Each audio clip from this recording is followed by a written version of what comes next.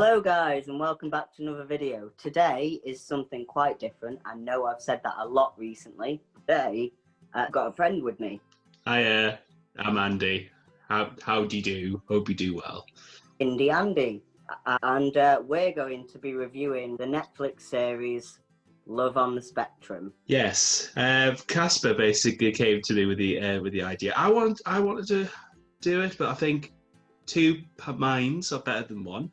So I think probably the best place to start this off, Casper, I think, is like, what is Love on the Spectrum for those who don't know? Love on the Spectrum is an Australian reality TV show. It's about autistic people, mainly young adults, I think, who all want to find love. There's a few people that are already in relationships on the show, wanting to progress their relationships in one way or another. Yeah, and when I first saw the trailer, it was on Facebook. I think I saw the trailer. People were kind of hyping it up as this really amazing thing, and I don't know about you or anyone else, but I kind of thought that it would be similar to what we have in the UK, a certain show called The Undateables. For those of you that don't know, The Undateables is something that a lot of the disabled influencers on Twitter and Facebook use the term inspiration porn for, which is when you show a disabled person as amazing and brilliant for being able to do the smallest of things. Mm-hmm. And it's done as a comedy, I'd say. Yeah, I think it's generally the way it's edited as well. It makes it so I don't know, it makes it look awkward, that the conversations are awkward, and it doesn't show it in the best light is what I'm saying, and what many people have often said in our community, really. And with Love on the Spectrum, I thought it was potentially going to be that same kind of thing. But I was expecting it to be exactly the same sort of show, to be honest. yeah, I kind of did, especially with that trailer, the way it was edited, the way that they had the narrator as well, the same kind of narrator, in tone and voice and stuff. It just had that vibe. But don't let that put you off watching the show, though. Definitely watch it, because it kind of, for me, it was quite a good experience, I thought. I thought that too. I was shocked because I hadn't seen the trailer or anything. I just heard about it from, I think it was a post on Twitter. Someone was like, "Oh, this show's coming out." I went into it in the dark, really. I had no clue what it was going to be like. And I was pleasantly surprised. Yeah, I was, especially because I was thinking it was just going to be purely autistics looking for their potential future other half and just dating and stuff. But one of the things that really surprised me, I think it's something that maybe could have explored more, was autistics in relationships. I think there was a couple of examples. I know in the first episode, you had Ruth with a pet snake. I think it was Ruth. I'm pretty sure it was Ruth. Oh yeah, she was my favourite. She was definitely my favourite. Yeah, and then her. I can't remember what Her partner, I can't remember his name. I'll have all the names in the across the lower half of the screen for people, because I don't know any of the names. Before then, I'd never seen two autistic people in a relationship on TV ever, and I'm 24. Like, that's the first time I've ever seen two autistic people on TV in a relationship, and it's so important for people out there that might be in a relationship with another autistic person, or thinking they can't have a functional normal relationship with another autistic person. To see that, like, it's important. I absolutely agree with that, especially since it feels like relationships and dating is such a massive topic for everyone in our community. It's such a massive thing, and I feel like, in a way, having that element of relationships being a part of the show was actually really good. It made it more digestible, I would say, because it explores all the other parts of relationships, not just the dating part of it, which I thought was really Yeah. nice. It broke down the awkwardness of the first dates with, like, oh, this couple were once like that, but now they're living together and they're getting married. Like, it was really nice, and I wish more dating shows did that. Yeah, I think that was one of the things that surprised me. To be honest, it was actually a really welcomed relief as well. And also, when I was talking about when I mentioned about the Undateables and the way it was edited, it was like the way the show was presented. It didn't feel as bad as in comparison to Undateables. It did feel like it was like a very natural sort of thing. It wasn't portrayed in a certain way. It was about the people and their stories, I thought, which was quite nice. It was just, I enjoyed it. I enjoyed it. I kind of wish that maybe something just to bring up. I kind of wish there was more diversity, I guess. I don't even know whether I should speak about it because I'm white, but like,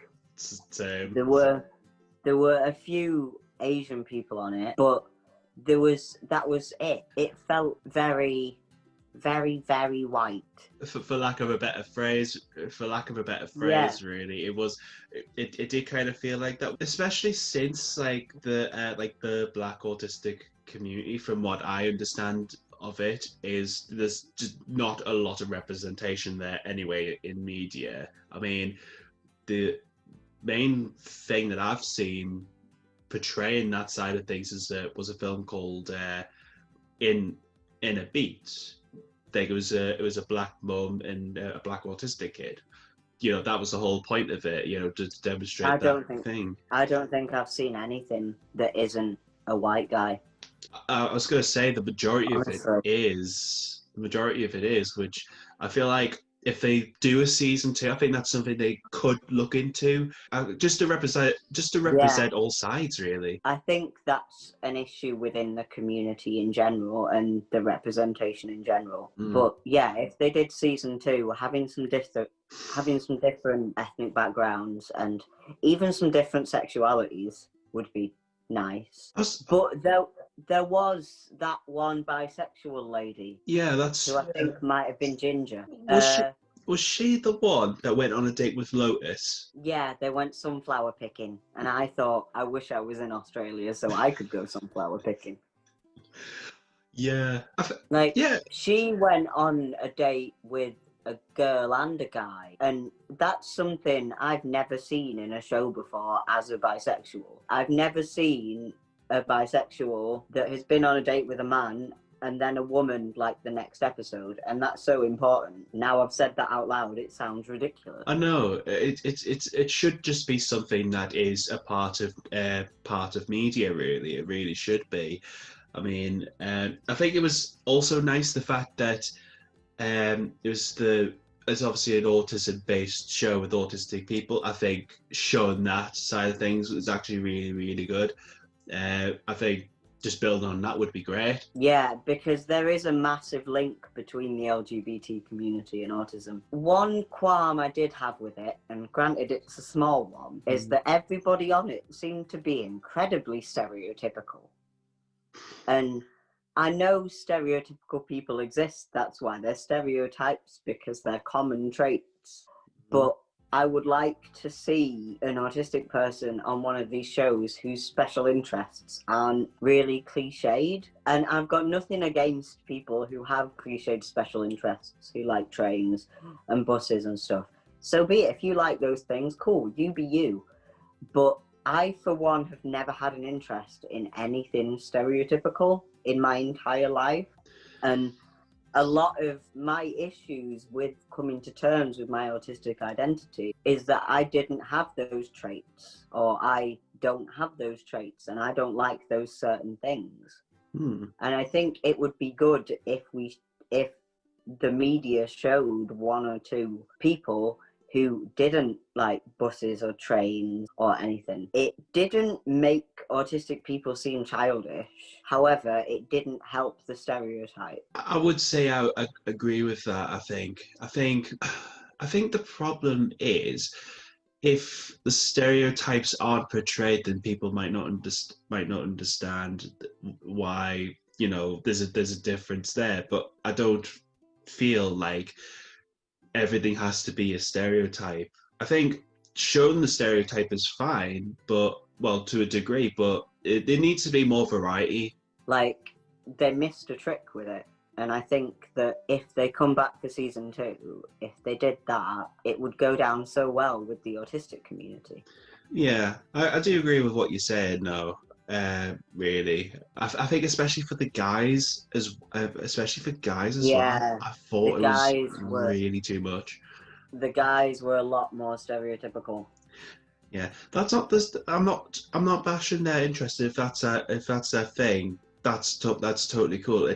I'm not bashing them. I think I think if they did a season 2, I think it would be nice to find people who would be willing to be on the show who just weren't as stereotypical. I think, like, I do agree with you very much, Casper, that it would break down the stereotype, because I don't feel like the stereotype needs to be there at this point.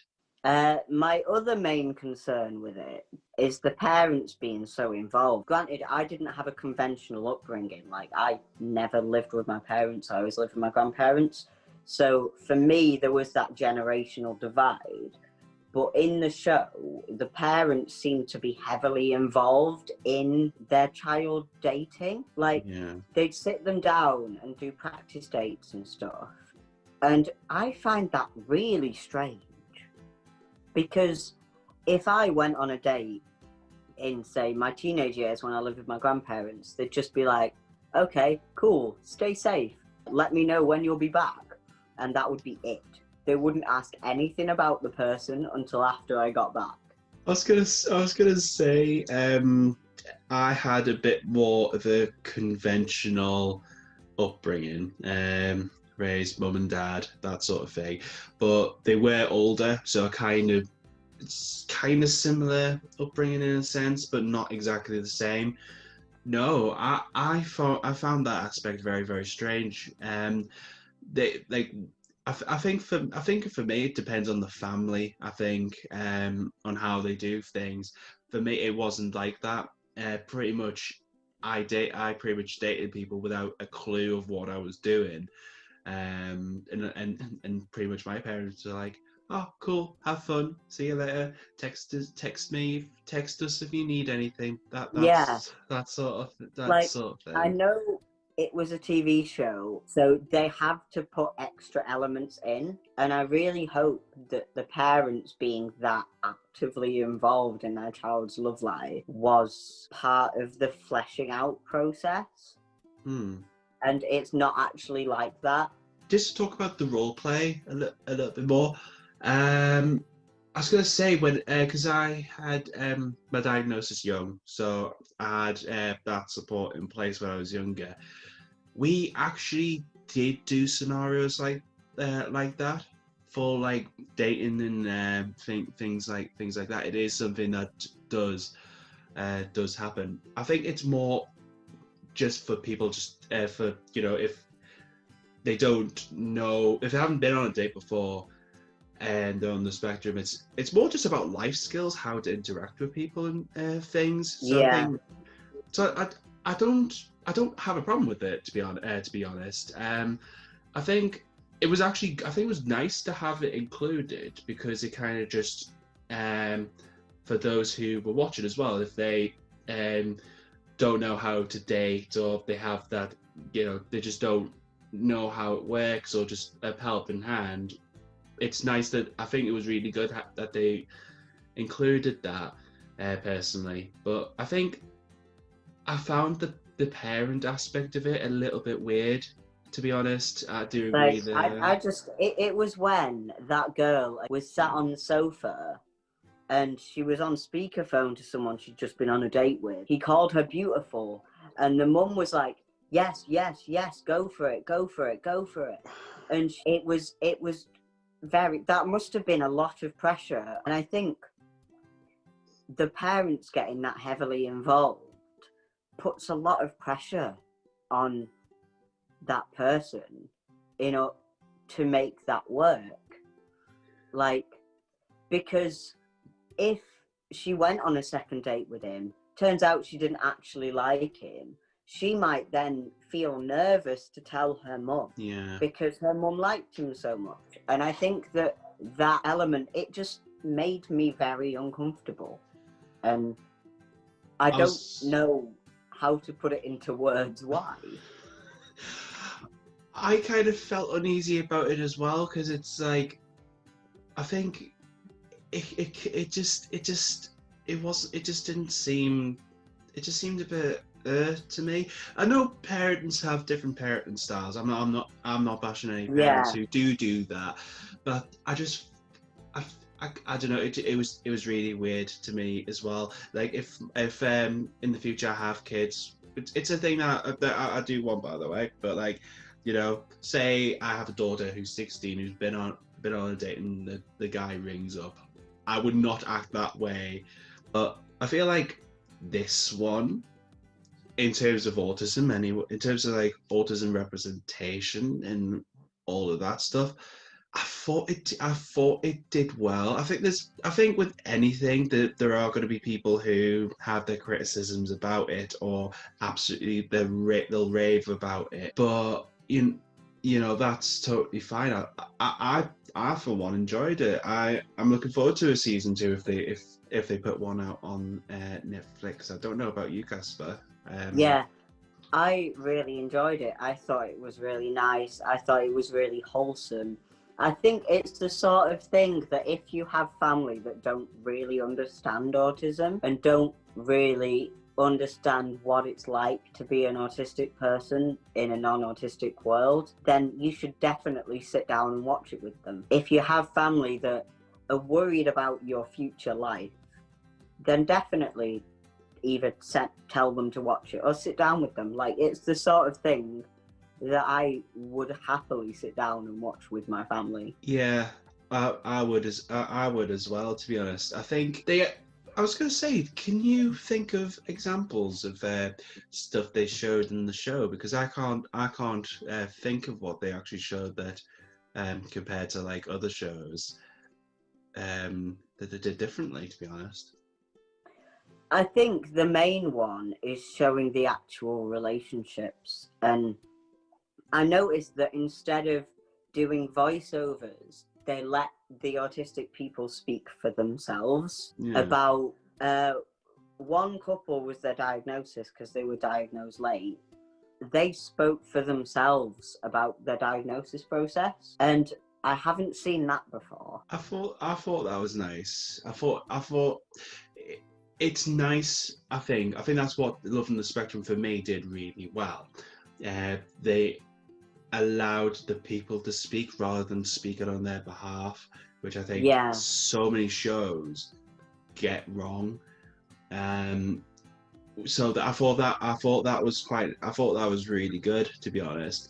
And I think also, just to add on, the way that the people in the show were treated, apparently, because I did a thing on Twitter asking about the show and being really skeptical of the show beforehand, before it came out. And I think it was Ruth who was on the show responded to my tweet, basically saying that they actually treat her really well and were really good. It was really obvious that they wanted to be there and they wanted to be on it as well. I feel like they were probably involved in a lot of the process of it. Yeah, and there were a couple of times as well where the people who were on were not feeling so great. I think they had a moment, or there was anxiety or something. Something happened, and I felt like the privacy was there. Instead of being made for the autistic parents to set their mind at rest that their kids will find someone, which obviously it does too, it also focuses on the autistic person themselves and putting their minds at rest. And so I've never seen another show about autistic people do that. and it's important. Yeah, it really is. I think they did do a really good. I think they did a great job. Personally, people will obviously say that they need to do this, they need to do that, but I'm kind of hoping that they're responsive to feedback, the people who may live on the spectrum, and yeah, overall, I thought it was good. Yeah, overall, I thought it was very good, and if there is a series 2, I will definitely be watching it. To summarize, it's a wholesome watch if you fancy something light-hearted, if you're not feeling well or you're feeling sad or sorry for yourself, stick it on in the background. It will make you smile, it will make you happy, and at the moment we need feel-good shows, definitely. Yeah, and if you're someone who is, I don't know, worried about your future, in terms of dating, or you're a parent who's worried about kids dating things, look at that show. Put it on. I think the other thing as well that was quite nice, they did talk about different aspects of autism through the relationship professional as well, which I thought was quite nice. Generally, there's little tidbits of information, but it's about the people who are in the show, sharing real stories. Yeah. It's real people for people, which, in summary, it's a great thing. There should be more things like it, really. So, yeah, that was 2 autistic adults' review of Love on the Spectrum. If you have seen it, feel free to let me know down in the comments what you thought and who was your favourite person on it, because I love talking about these shows with people, and hardly anyone I know has ever seen them. So let's start a discussion about that. And yeah, I hope you enjoyed this. Let me know if you want more reviews. Don't forget to subscribe to me if you're not, and Andy if you're not subscribed to him. Right. Thank you. See you later.